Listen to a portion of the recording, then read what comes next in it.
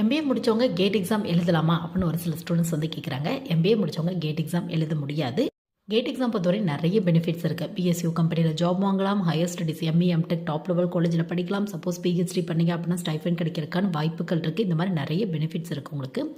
But MBA முடித்தவங்களால gate exam எழுத முடியாது. Gate exam பொறுத்தவரை இந்த எம்எஸ்சி, எம்சிஏ, பிஎஸ்சி, அது மட்டும் இல்லாமல் வந்து பார்த்தோம் அப்படின்னா எம்ஏ, அது மட்டும் இல்லாமல் bachelor of pharmacy, BE, BTech, MA, MTech இந்த மாதிரி டிகிரி முடித்தவங்க வந்து ட்ரை பண்ணி பார்க்கலாம்.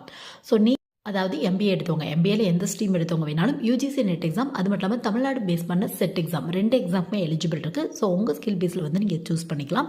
இந்த எக்ஸாம்ஸ் எழுதினாலும் காலேஜ் லெவலில் அசிஸ்டன்ட் ப்ரொஃபஸர் ட்ரை பண்ணி பார்க்கலாம். ஒரு சில பிஎஸ்யூ கம்பெனியில் ஜாப் கிடைக்கிறதுக்கான வாய்ப்புகள் இருக்குது.